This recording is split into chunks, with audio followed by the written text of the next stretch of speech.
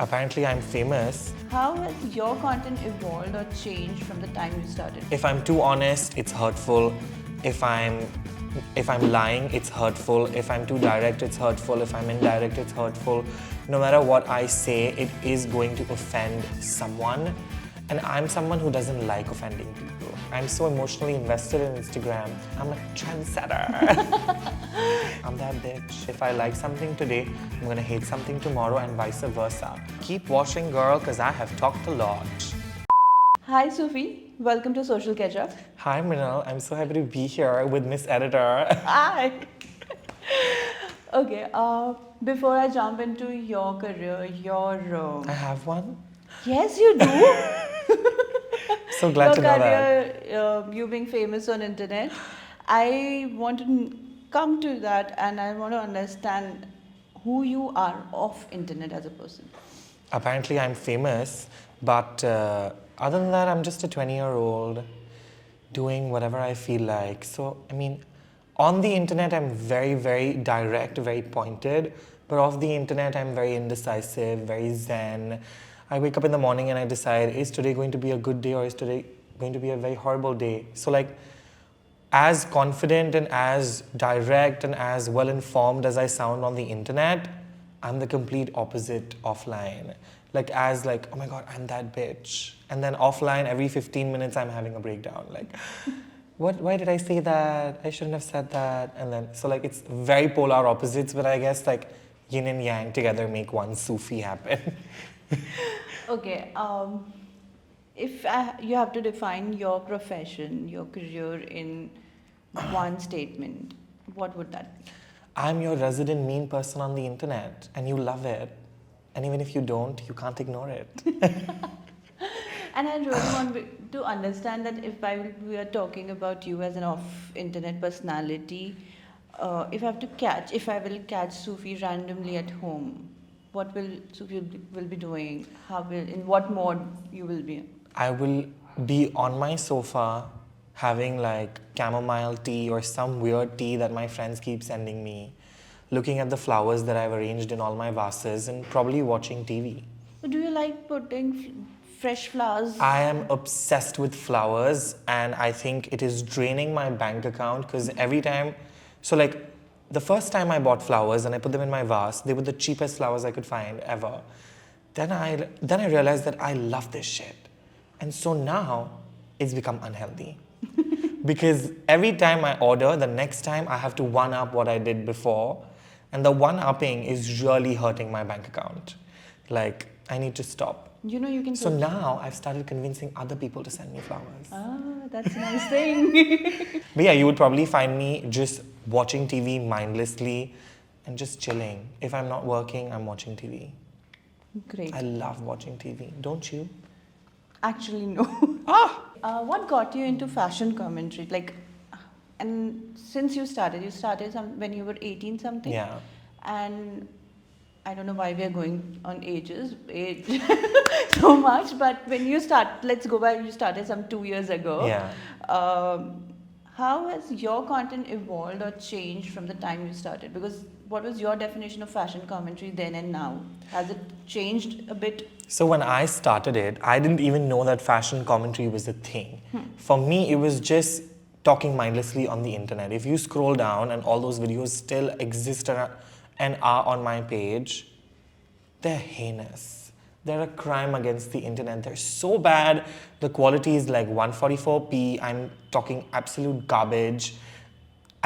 Whatever I'm saying doesn't make any sense because I also was not in fashion college properly yet. So I had no idea. I didn't even know Diet Sabya was a thing until like 3 months into I started creating content. Then I found out that, oh, there's this thing that already exists. And of course, the more I learn, the more I've read, the more I have soaked what I want to do, my content's gotten more refined, more better, more well-worded, well-timed, more safe also with time. Because, oh God, when I was 18, I was reckless. I used to say anything without a second thought, and I miss those days because I used to literally wake up, put the fucking tube light on and just start yapping. And I just used to say whatever. And people used to hate it. And I used to love it. And now people love what I say, but sometimes I'm like, I don't want to say that. But you have to, because I've reached a point with fashion commentary where if I'm too honest, it's hurtful. If I'm lying, it's hurtful. If I'm too direct, it's hurtful. If I'm indirect, it's hurtful. No matter what I say, it is going to offend someone. And I'm someone who doesn't like offending people. Like, I really am very sensitive. So these days I'm struggling with fashion commentary to find the sweet spot as to what I should say, who I should talk about, what I should talk about that will make everybody happy while also make me happy creating it. And if I figure that out, I will let you know. Great, because I've seen, I picked two words. One is, you're more safe now when Yeah. you say, and a lot of people hated you then for being too honest. I will go and dig that more in some later part of this interview. But right now, I want to understand what got you on the internet at the first place. What was your trigger to start? No, I have to talk about it. Yeah. I had just shifted to Delhi. I was going through a very rough phase with my family, and my living situations were a mess. Like, I was in horrible conditions when I shifted to Delhi, and I had to figure something out that would change my life very fast. And at that point of time, TikTok was at its peak internationally, not in India. And I'm someone who has always focused more on what's happening internationally than within India. And I was seeing that TikTok was going ablaze with fashion. People were obsessed with, talking about fashion, talking about different things. And I had always been very opinionated with fashion within my friends. And I think one day was my friend who was like, you would never say anything to someone who knew about fashion. And I was like, girl, I will. And then I started saying it on the internet. And I remember the first time I got like 5,000 views or something, I felt so famous. I was like, 5,000 people are watching me. You cannot touch me. And then it's an obsession. Like, once people start watching you, once people start caring about you, once they start investing time in you, whether it's love or hatred, I think people who hate you invest so much more time in you, and I value my haters so much. So I think it was just like, once people started watching me, I was just so emotionally invested. Like, I'm so emotionally invested in Instagram that it's now do or die sort of for me. I think I'm always going to be hopelessly on the internet because I love the internet. It changed my life. Yes, it did. It also got fashion commentary as a segment. In India. Yeah. It was not a I've seen thing. so many people now. Do what I do. Yes. I'm a trendsetter. Okay. When I was talking to Karan sir one day, I was feeling really upset that, all of these people are sort of making similar content as I'm making, and I'm very, very insecure. I was like, what if people stop caring about me anymore? What if they don't want to listen to what I'm saying and they want to listen to someone else? And then Karan sir was like, darling, you're the OG.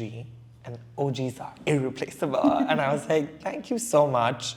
And I've just sort of started to believe that I'm that bitch. I've been that bitch, stay that bitch. And I'm just going to keep doing what I do.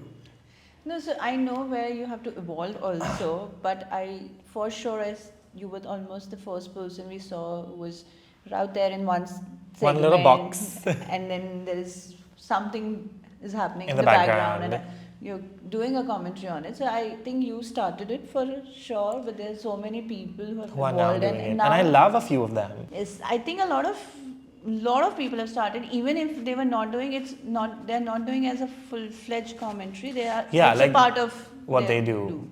Yeah. Yeah. So, but coming back to fashion as an industry, what is your definition of fashion? Because I believe that it changes for everyone.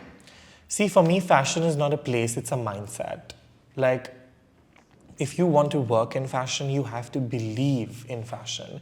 Because if you look at it rationally, it's just clothes. To survive in an industry that just thrives on making clothes, it's a whimsical little world. And for me, it's a mindset, it's a fantasy, and it's a fantasy that I love being part of. I mean, every 6 months, we wake up and decide that what we were wearing yesterday is now out of season. Let's wear something new. Everything else sort of works out, I feel. Great. And were you a fashion fashionista or fashion person since your childhood, or this is something you, because you've changed I places mean, and you've I mean, figured my it out? parents used to always doll us up when we were young. Like they used to be very like particular about what we're wearing, and we had like, when we were like 5 or 6, we had like matching shoes with everything, and it was like a whole thing. Because my dad used to love buying clothes for us. My mom also used to love like making clothes. I remember one night I had to wear a kurta to school the next day, and I forgot to tell my mother, as one does when they're in school. And I told her at 11. It's always 10 o'clock at Yeah, night. I told her at 10:30, Mom, I need to wear an orange kurta tomorrow, by the way. And I guess you don't know that. Well, now you know. And she made a kurta overnight. I mean, it was horribly fitted. It had no pockets, but she made it. And so fashion has been something that has always been very around me. My mom also used to stitch her own garments and everything. But I wouldn't say I'm a fashionista. I was never a fashionista to begin with, and even now, I'm not a fashionista per se in terms of styling. I like to dress very simple, very minimal, very chic, very effortless. So I wouldn't say I'm a fashionista. I'm just someone who loves fashion and loves dressing well and clean. Okay. And we're talking about family. What was their reaction when you started? They hated it. When I started creating content, it was a very big, because nobody we knew had ever done it. And so it was like a very big fiasco, not in just my family, but even in society, like where we used to live. Like I remember like uncles and aunties calling my mom and dad and being like, what is your son doing? Like, this is disgusting. Like, oh my God, is our community going to do this now? I mean, like, you know, like it was very insulting for some reason. People were very offended that I was making videos on the internet, which I never understood why. But my parents never stopped me. They were okay with it. They were like, just go to Delhi, shift once you're out of here, then do whatever you want, and then we can pretend we don't know what you're doing. And I respected that. So I stopped creating content, and then once I moved to Delhi, it was like when I finally took it up. And initially, they weren't very supportive, but now they're like 100% in. Yeah. Like they love it. Now they got featured also on your Yeah. account. They love it. That took a lot of convincing. And oh God, that reel was so much fun to make. It was like there was nobody at that beach, and it was just me and my family acting like fools. I loved it. Okay. So you've hated so many looks, like Yes. literally. You have hated. I hate Hated what is you're your wearing. word that you use. I hate what you're wearing. I'm kidding. I love yellow. Thank you. You have to be nice to me. Of course. I'm just joking. Okay, so you have hated so many looks, but if you have to say that this was a perfect look, perfect ensemble that you, which one was it? It was Janhvi Kapoor wearing Tarun Tahiliani to the Ambani wedding. It was perfectly fitted. It had all the rhinestones and all the embellishments it would ever need in its entire life.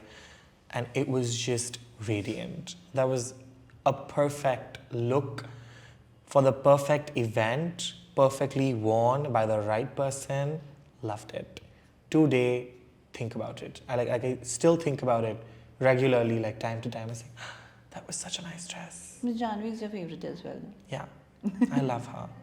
I don't know, it's something about her. Like, I love it. I love what she wears. I think she often wears really good stuff. I liked her when she was promoting Mr. and Mrs. Mahi. I really liked her couple of Yeah, like outfits. she actually is putting effort these days, and I love seeing people put effort in fashion because it's really difficult to visualize something, put it into the works, execute it, and wear it. It's very hard. Just to think that, oh my God, I'm going to wear this banging outfit to this event, which I do before every event that I'm invited to, is one thing. And then there's people like Janhvi who are actually going out and doing the damn thing. I would never. I could never. I simply do not have that much patience. A garment like that would you would need to plan it 15, 20 days in advance for it to come into existence and for it to be executed perfectly. And I think when someone's putting effort in fashion, you need to give credit where it's due, and she's killing it these days. Great. And coming to your hated outfits list, which tops the list? Like, that was like horrible, horrible outfit. This year? Any Or in general? In general, that you. Who is that? Who is Amir Khan's daughter? What's her name? Ira? Ira Khan's wedding outfit and her groom's outfit. I wish I could erase it from my memory. I don't want to think about it. That's another thing I think about time to time. Time to time. Like, that man really went in a ganji and a tank top to his wedding. And we all spent so much time thinking about the perfect wedding dress. Yeah. And that guy, in the same year as the Ambani wedding, we saw that. Imagine. How know where you're going. multifaceted is India. Anything can happen. Yeah, okay. So we tell me what's the dark side of content creation that people don't understand, people don't think that this can exist. People think that it's really just la-di-da making videos on the internet and posting it, but they don't realize that, just like I said, when you post something on the internet, how people react to it is something that you just have to absorb and make your peace with. And oftentimes, people have very harsh reactions. So that is one thing that is very, very hard to deal with, because you can't sit and respond to everybody that, no, I'm right, you're wrong. You can't do that. You just have to make peace with what they're saying.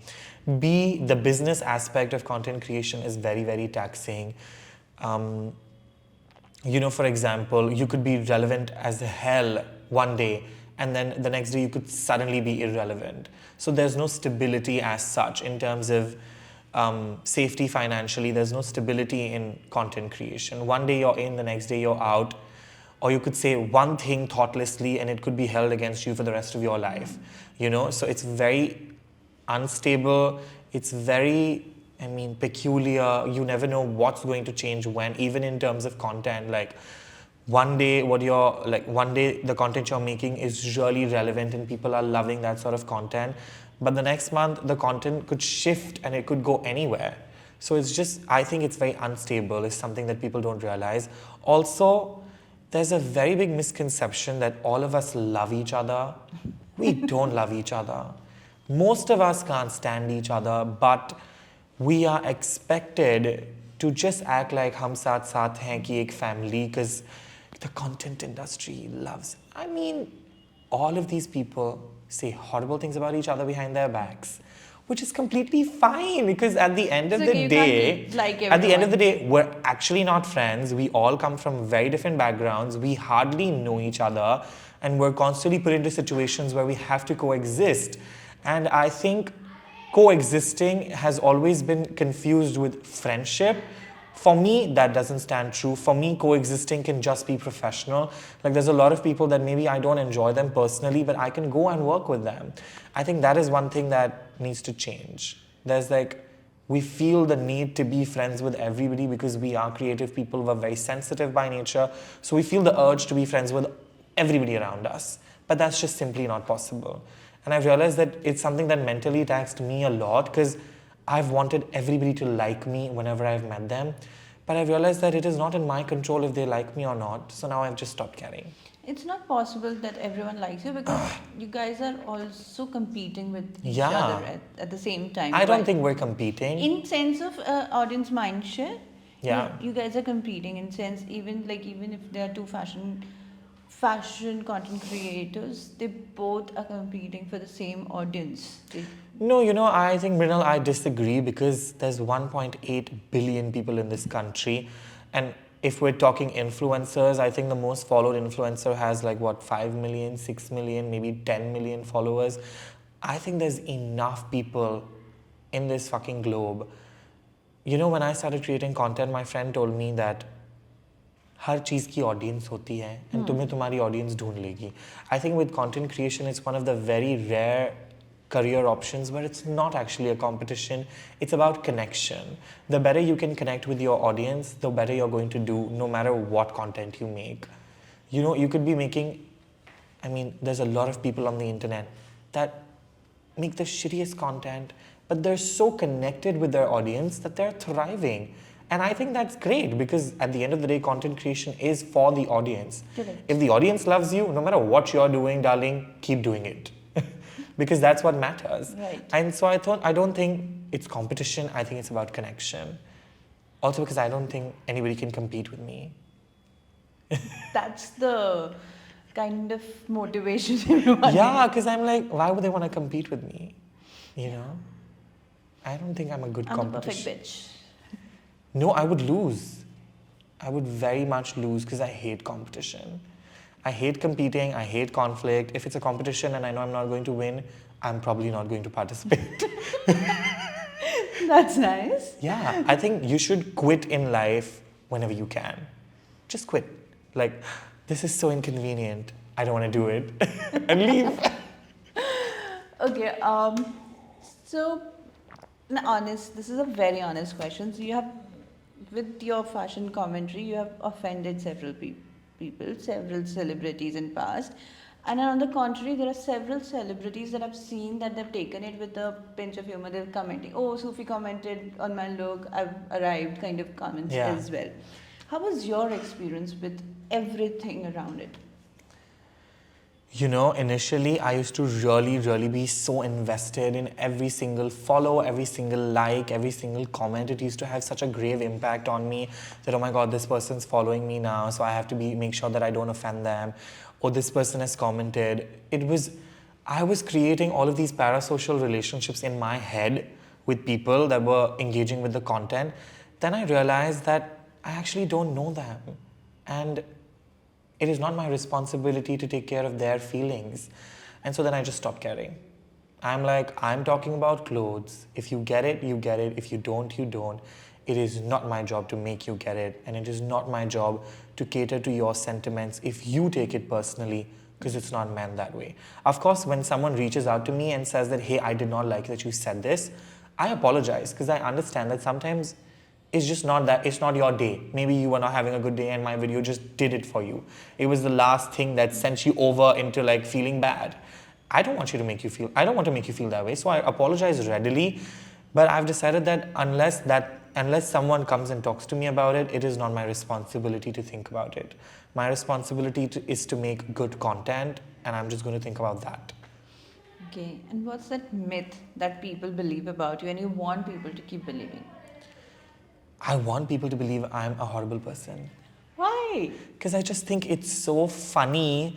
Because if they met me, they'd realize that I'm literally going through the same mental disorders that they are.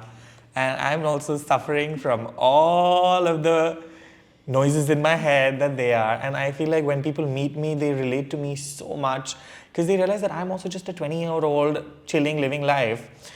But this whole like, Sufi Motiwala is horrible. He doesn't deserve it. On Reddit, I'm obsessed with it. I'm like, wow, y'all are so invested.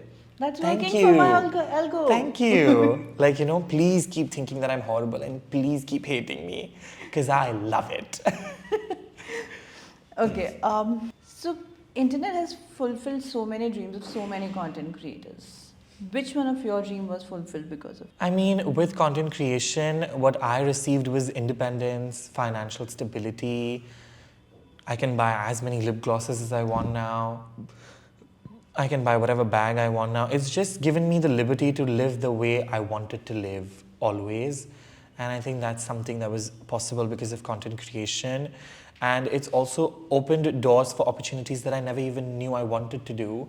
And so it's made my life more interesting, more surprising, more, like every day something happens that I'm like, wow, like I'm sitting and giving an interview right now. 1 year ago, I would have never thought I would be doing this. So I'm just very grateful that content creation keeps doing what it thinks will work for me.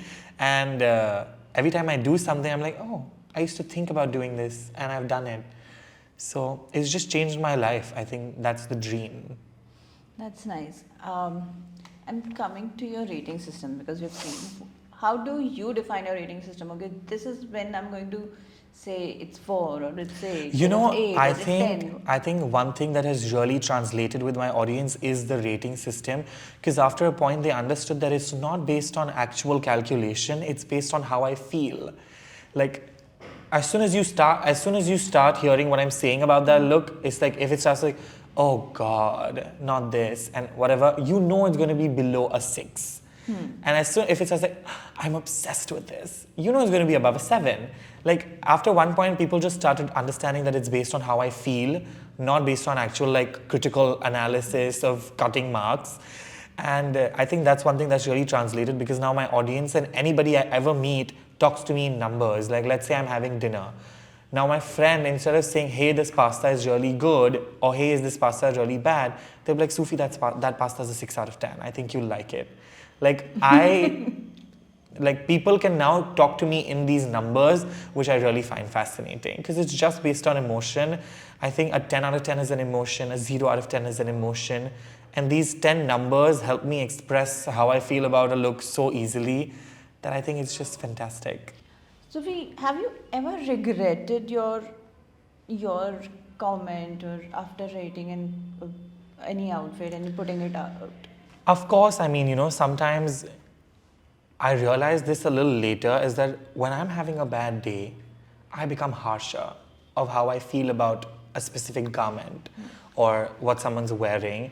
And I realized that rationality with commentary was slowly slipping into emotional, which I had to sort of reel back, because when I started getting really emotional with my content, and whatever I was feeling that day would sort of start showing in my content. Like if I'm having a horrible day, that means that whoever's getting reviewed tonight is going to have a horrible day.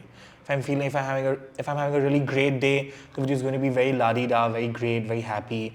If I'm having a downer mood, then the video is going to be very like blah. So then I had to I think this was in March or April this year when I realized that this was happening, and I had to sort of reel it back, and then I had to remind myself that, if you're having a bad day, or if you're having a day where you're not just feeling fine, you could just not post that day. Since I started creating content, I have posted every day. Okay. And after one point, it started getting to me that, I cannot keep just my wheel turning, because it's not just posting. You post, then you sit and keep watching every single like, every single comment. Is it doing well? Is it not doing well? And then by the time you finish tracking the video that you posted yesterday, it's time to post the next one. So I realized that it was just getting so taxing. And so then now I've started giving myself breaks where I'm like, I don't want to talk about this, or I don't want to make a video today simply. It's okay if maybe this is the video that gets me 10 million views. It's okay. If it's supposed to happen, it will happen eventually. And I deserve to give my dimag a little bit rest so that I can make content that's better and more in the zone of fashion and making everybody feel like, okay, this is a fashion conversation and we can talk about fashion here, rather than it becoming more about me. And so I've sort of started differentiating myself from my content. That's nice. I'm glad you have realized a lot of things related to content very early in your career. It's just because with me and content creation, my journey was so rapid. I remember I started, and then I hit 10K followers very fast. Then I was nominated for an award. It gave me a lot of exposure. Then I was at 50K. By the time my first year in content creation ended, I was at 100K followers. So it literally changed my life within the span of a year. And every 3 months, I was on a different level. So for me, it had always been like a rat running on a treadmill, because I was just constantly trying to grasp what is happening around me. Because every 3 months, I was with different people, doing different things, in a different headspace completely. And after one point, I just lost track of it. I didn't understand what I was doing, where I was headed, and I was just fully lost. And then was when I signed with my agency, DCA, which really helped me refine what I actually want to do, what does Sufi Motiwala stand for, what do I want to talk about, what are the kind of things I want to do later on. And so I think since then, there's been a big shift in terms of content, in terms of my mental health, and in terms of how much I've fallen in love with creating content again. Because it started with me just doing content. Then I realized that, I have to also make money. I have to also make content change my life. And then I realized that focusing on that just takes away so much of your time that you just cannot give the attention you started when you were giving, like the attention you were giving to content when you started. So then, once I signed with my agency, I could give attention to content again. So this year, when the Met Gala happened, or when the Ambani wedding was happening, or when Cannes was happening, I didn't have to think about the business side of things, or will I make money this month or not? Because there was already someone dedicated to it who's actually good at that, rather than me, a 19-year-old, negotiating with a brand, and they're like, "Hum, tumko itna paisa denge," and I'm like, "Haan, theek hai. I don't know, girl. Okay." I think I've been scammed a lot when I was like, before agency. And so I think after I signed, I could focus on content a lot more. And I think because of that, it's gotten so much more refined and fun and healthy. And I intend on making it more healthy and more funner. Like today, when I was in the cab, I had a new idea. I'm sure. And I'm going to put that into action. I'll wait and see. Yes. But I'm sure with then agency being in action for you, you must have gotten that sense of, okay, that I have a responsibility as well towards my content, and I've opened more doors. But I've always loved content. It's like I've never not wanted to do content. I've always wanted to do more of it. It's just that I was just not able to do it the way I wanted to. Like, I want to sit and just think about content and think about what I want to say and think about making that video and not have to deal with 20 phone calls, which will not translate into anything. And sadly, I don't have to take those phone calls anymore, which is why I can make more content. Like, I can post like 4 videos in a day now. I posted 4 videos yesterday. It's because I can. It's because I have the time and the mental space to do so. And that's only possible because of my agency and all of the people that make it work for me. I mean, you can also sign with the wrong agency and have another nightmare situation happen, but I'm so glad that that did not happen with me. And now I'm just intending on making more banger content to forever and always. But have you regretted that you have spoken too fast or too soon of someone or some look? No. No. Because if you're the first one to talk about it, whatever you're saying is the bar. If, let's say, a look has hit the internet, before people start forming an opinion, if you're able to form an opinion and put it outwards, people are going to, it's either going to stick or fall. But it will stick with at least 50% of the people. So if you're the first one to say something, people are going to likely listen and base their reaction off of your reaction. If you're too late, now let's say you've put out a look today and I talk about it tomorrow, it's irrelevant. Because someone else will have posted something tomorrow that people will think about. They will not be thinking about what you wore yesterday. So you have to be the first one to talk about it. And you decide whether something is even worthy of giving importance to. Now, if I think someone's look is not worthy of importance also and I don't say anything about it, that's also me saying something that's such an irrelevant look. You guys are talking about it. Ew. So on this topic, I also want to ask, have you commented on a look or have you made content on a look only because it was in trend? You knew that. Of course. You think, I mean, I was going to say, do you think I enjoy making videos? And like, I do enjoy it. But like, now for example, let's say the Met Gala. I know the Met Gala is going to trend. I know it's going to give numbers, which is why I am up at 4:30 in the night making 11 videos, one after the other. Because A, it's right in my alley. B, I love it. So I usually follow trends when I love it. Like, if someone's wearing something disgusting and people are just hyping it up baselessly, I will make a video, but I will say that it's not good. I'm not going to just say I love it because everybody else is loving it. But if something's trending, of course I will talk about it because that is the nature of my content, that whatever's happening in fashion, I comment on it. If I'm not talking about trending topics, who will? You know? Okay, good. And this is something just I want to ask.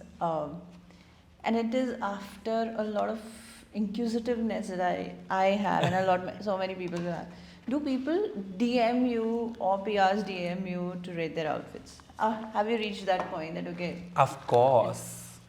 I don't love it. But do you do that? No. I hate it. I hate when someone I'm friends with texts me with, like, if they're managing someone or whatever, they don't even ask. They just send the picture and they say, hey, please review this now.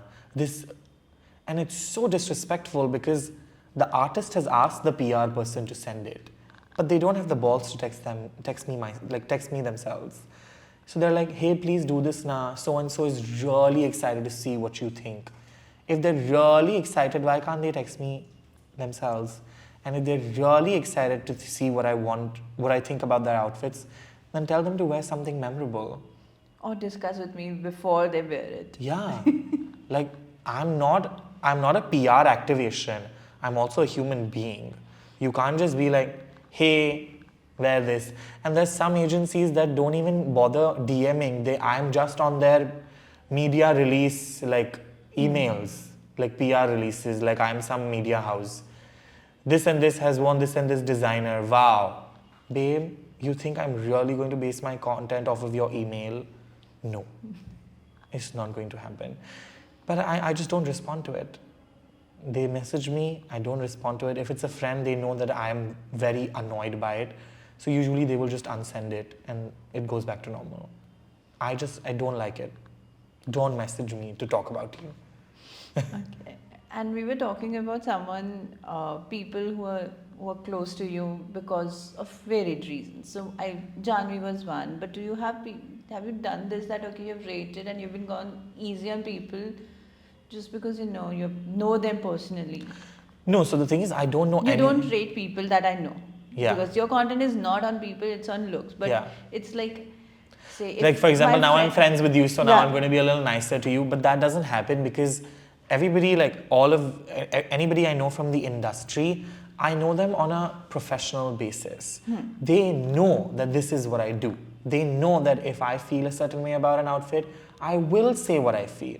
So they are well aware of my content, so they don't expect me to be nicer to them. And frankly, they enjoy the rather constructive criticism that I give on the internet. So I don't ever have to be fake nice to anybody. Even Karan sir, whose agency I'm signed with, is like, destroy me whenever you feel like it, because I love it. They know what my content is, so they don't feel that I have to be nice to them to be friends with them. They're not friends with me because I'm nice. They're friends with me because I'm honest. And so I have to maintain that honesty. Because I also don't want to be a bootlicker that, now because you're talking to me, I'm suddenly nice to you so that we can become besties. I don't want to be that person. I'm not that person. So no matter what happens, I'm going to say what I feel. And if that changes the way you feel about me, that's not my problem. And you mentioned you're studying fashion now. You've started. So you have like a huge trajectory to go ahead with. Yeah. You have like your entire 20s and 30s and 40s to build on your career. God, I have so much time. Yes. Hate it. I think your favorite word is hated. Yeah. You love hating. My favorite word is hated, gorge, yes gorge, no gorge. And if I love something, it's like, love her. Okay, so I was talking about that you have a career ahead. Do you have plans that, okay, you're going to shift to doing something else? I've recently had the opportunity to do some really fun projects that I never thought I would do. And I'm just excited for them to come out and see how the audiences react to it. And then maybe that could be something that I take up forward. But yeah, right now I'm just exploring and seeing what I identify with and just working. I love working. So the reason I asked you is because one can never be fully dependent on just content. Like, though it's a full-time career as well. I know what I don't want to do. Yeah. I don't want to make a lousy brand and sell sappa garments or products. I don't want to put my face on t-shirts and caps or anything. I don't want to do merch. And I don't want to do music because I can't sing. Everything else, I'm open to. So what are you studying in? I'm studying fashion communication. Communication, okay. So like marketing, advertising, all of that fun stuff, journalism, all of that fun stuff. Like, these are the three things I don't want to do. Like, this cannot be my pathway from content. God. If that happens, guys, block me. Or come back to him and said, remind me that this is not who I am. If I ever delude myself into thinking that I can sing and make a song, block me. Troll me on the internet so hard that I never sing again. Okay. I'm going to be that, what is that girl that is like, Selfie maine le li. Who's that girl? Tinchak Pooja? Tinchak Pooja. If I create music, it's going to be in the same zone as that. You know, I don't sing. I can't do karaoke as But well. I love Tinchak Pooja. No, She's I psychotic. I love it. I love a couple of people who knows what's their strength or what's not their strength is, Like, and you they know, make I best use of don't, it. like, I don't know if in her mind, like, I want to know, does she think she's Madonna or is she aware that her songs are bad? I want to know that. Know that I think that she knows that she's not that great, but she's using that to her benefit. Yeah, I think that she knows that if I make bad music, people will make memes about it and eventually that's going to get me a lot of money. And I think that's smart. And that's working for her. Iconic. And so Maybe I should start singing. no, we are not letting you do that. Okay. Coming back to your commentary, it can be harsh and for someone because after all, you're also commenting on someone's work. Yeah. So how do you draw a line that okay, it's pure commentary and it's not turning into a trolling? I mean, Because it can reach. sometimes it is trolling, you know, because sometimes I'm so dumbfounded by what people are wearing that I'm like, how did you even put this on, doll? Like, how did this happen? Like, what is the tea? Like, give me the tea. Because sometimes you'll see someone wearing a fashion crime and you're like, how did this happen? So sometimes it does slip into a little bit of trolling because I'm like, girl, this is a mess. But mostly, even when it's trolling, it's not trolling the person. It's trolling the choice. The choice of wearing that outfit and coming out of your house is what I'm trolling. I'm not trolling you. I love you. But like sometimes people, what they wear is just funny. No, because why I mentioned it can be harsh for people. It's because you're commenting on someone's work.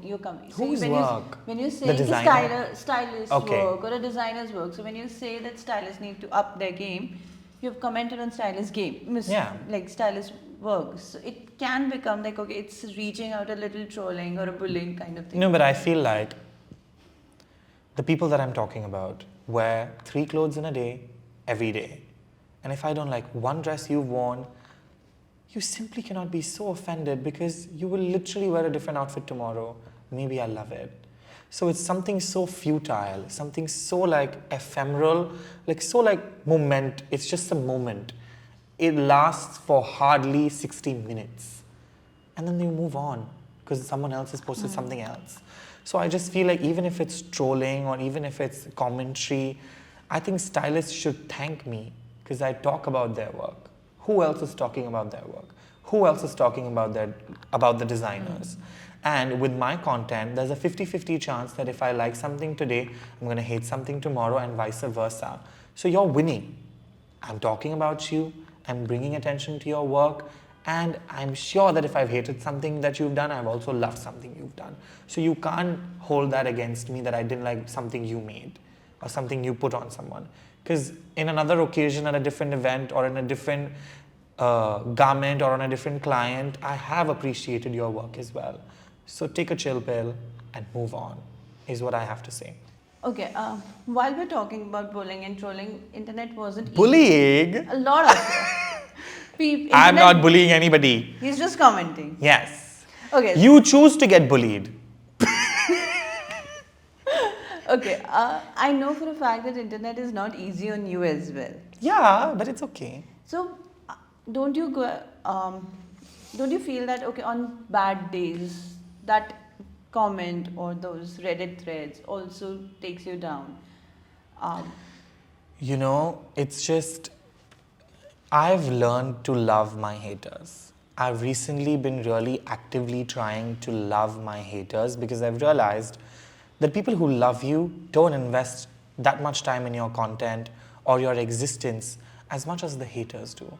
They are so invested, they come up with such creative and nuanced ways to make you feel bad about yourself that you should just give them credit. You're like, wow, you're so invested in me. Thank you. Thank you for keeping me afloat. And that's just about it. But Sufi, that can be a very good day thought. Yeah. On a bad day, Bad Why day, did I'm that person having a comment? mental breakdown. But I mean, the thing is,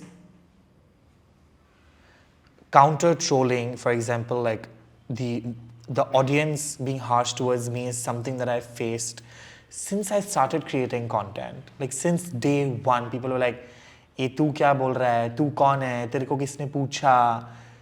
And in time, I have gathered enough friends in content, enough like a lot of people who love me who will sit and fight with these people being like मैंने पूछा तुझे क्या problem है. Literally, I know so many of these girls that are so adorable that they leave such huge essays about how it shouldn't make me feel bad and how there's so many people out there that really care about me. They will literally fight with people in the comment section, like they will get into the keychair that I cannot get into for me on my behalf. So I've realized that there are people that love me and I should just negate the negativity. Of course, whatever the haters say, I'm very up to date with what they're saying because sometimes you find constructiveness in the hate that's coming. You find that, oh, this is something that out of the 10 things that they are saying, 2 things could be true. That these 2 things are my mistakes and I can fix that. So you have to be updated on what they're saying, but you need not take it too personally. Do you go and search on Sufi Reddit? Motiwala, yeah. Sufi Motiwala Reddit. I literally, day before yesterday, I was with my mom, and my mom is very much updated with what they're writing on Reddit about me, and she hates y'all. I swear to God, if she knew some black magic or something, she would have done it. But so mothers being mother. But I Reddited myself day before yesterday with her. Nothing's new, no new controversy. Same old sadly. There was a controversy 6 months ago that they're talking about again now. That's old news. I'm like, maybe I'm irrelevant now. That's a fear. That's the fear. I was like, they're not hating on me? I need How to do something. Dare they? I need to do something. But no, I don't want to do something. I'm scared. I think you've reached that safe zone. Yeah, but I want to get out of it. Which is why this new series that I've thought of is something that can help me get out of it. Do you want me to tell you what it is? Yes. It's one word or sentence. So now instead of reviewing and giving scores, I will just review it in one word. And that word, whatever you want to make out of it. Like this looks disastrous. So it would just picture and just the word. And only if you're wearing something that's worthy of a sentence, I'll give you a sentence. Okay. Otherwise, it's love her, hate her, just words. disastrous. Just words. And Hindi words, Gujarati words, French words, to keep it like surprising. Okay. Coming to the end of this, I want to understand if you have to go back and give yourself a warning, maybe 2 years ago when you started, what will be that warning that, okay, Sufi, this is a segment that they do in my favorite reality show, RuPaul's Drag Race, where they pull up a picture of the younger self and they're like, what would you say to baby Sufi? If I had to go and talk to baby Sufi, I would just be like, babe, no matter what happens, just keep going, because this is going to change your life. You're going to be in rooms that you have dreamt of being. You're going to be friends with people you idolize and are obsessed with. You're going to be I would like to give myself importance and say you're going to be such an important pillar in fashion in India, where people look to you to see what's happening in fashion. Not in a serious manner, more in like in keeping yourself up to date manner.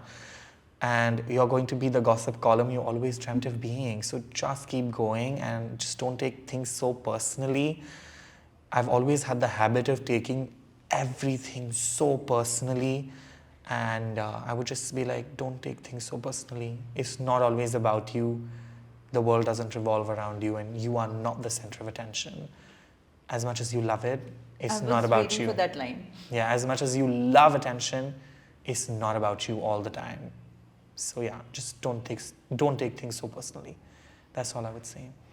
Good. I think you've learned so much in these 2 years. I'm literally like Gyani Baba today. I'm like, मैंने ये सीखा, ये मेरी कठिन journey. What is journey in Hindi? I swear to God, my Hindi is good. But if I'm talking to you in English, then my brain is thinking in English and then Hindi is lost. That happens.